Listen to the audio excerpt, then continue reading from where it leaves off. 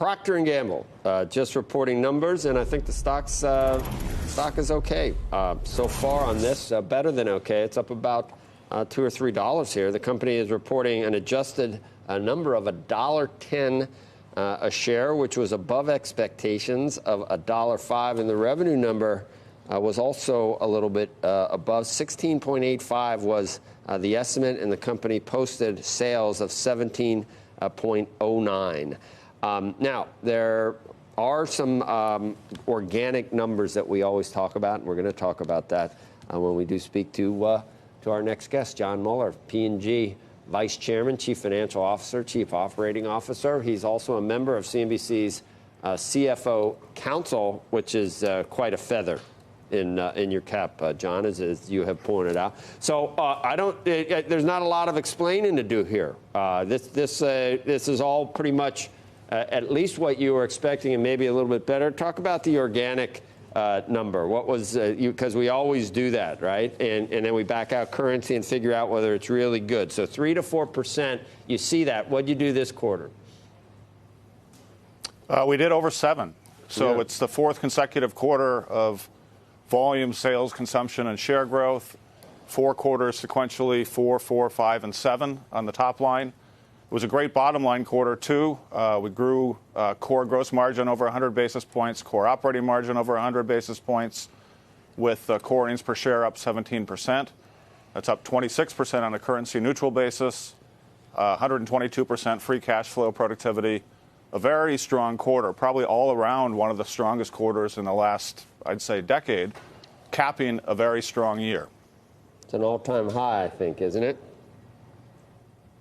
It is. On your stock at 120. The turnaround, I don't know if I'd call it a turnaround, but I can't imagine trying to run this thing. And I know you guys grapple with that all the time. Something this size with the global reach, it's hard to move the needle at all.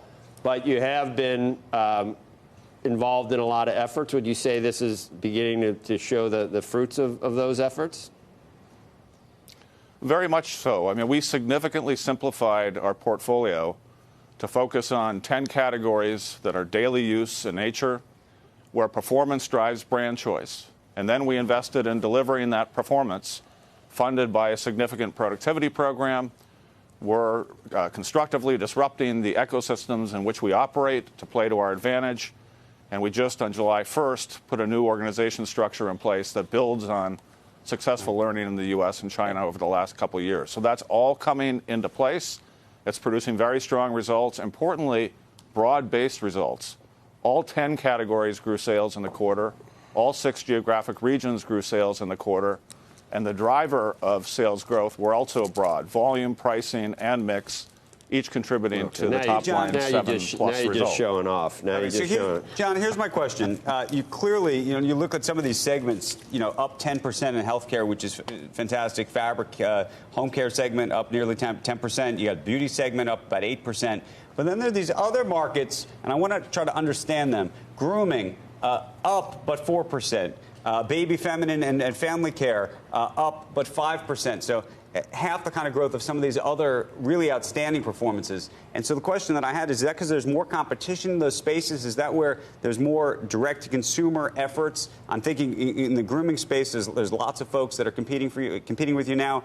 Also, I imagine in the baby, feminine, and family care, there's now a lot of direct-to-consumer efforts taking place online. Well, generally, markets in our categories on a global basis are growing a little over 3%.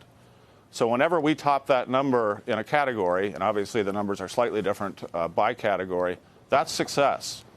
We aim to grow markets, and by doing that, sustainably build market share, and we're doing that very broadly. Aggregate share is up. Share is growing in 8 of 10 categories. We're always going to have challenges in different parts of the world in different categories.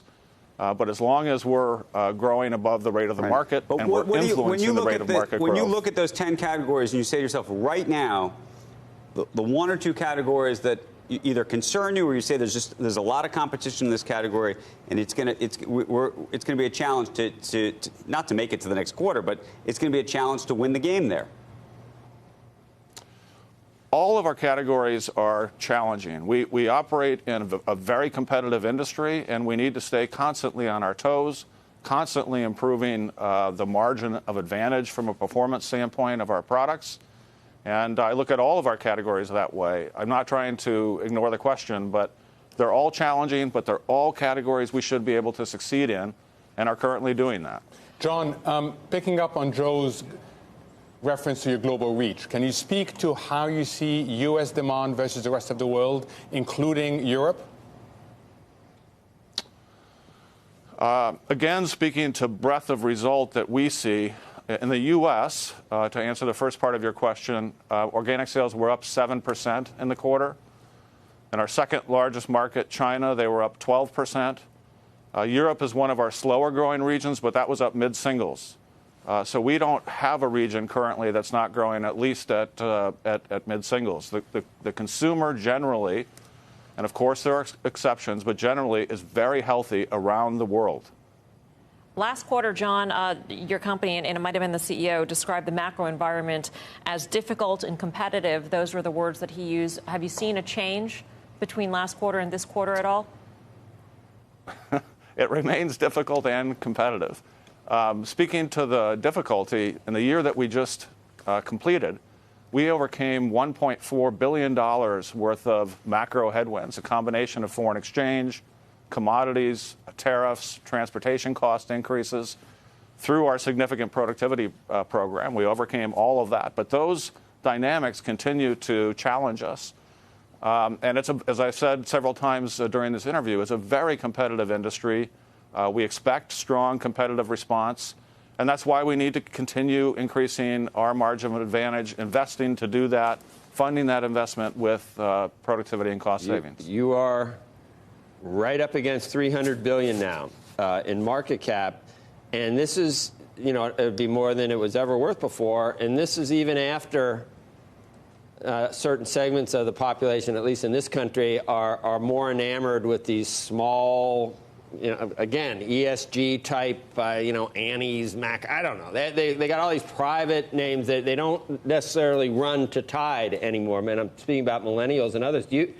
That's still something you have to deal with, isn't it? The smaller 100 million in sales competitors. Are you overcoming that at this point, John, or are things are people coming back to Procter Gamble products? Well, you're absolutely right, Joe. We have to respond to the needs and demands of the millennial consumer as well as other demographics. We're generally doing that. 17 out of our top 20 brands in the U.S. are either number one or number two with millennial consumers. We're expanding our range of naturals offerings, both under our current brand names and under newly created organic and acquired organic brand names to serve that consumer, and it's going very well. As I said, U.S. organic sales up 7% in the quarter. That wouldn't happen if we weren't. We always have, again, challenges and more work to do, and we can always do better, and we'll strive to do that. Hey, John, but when we do that, we've proven to be successful. Can you speak to the relationship that Nelson Peltz has had with the company? Do you credit Nelson Peltz with some of this turnaround?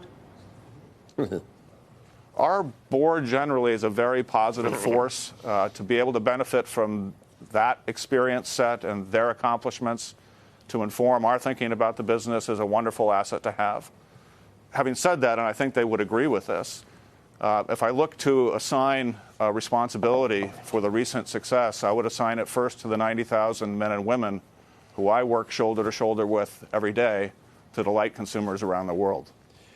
We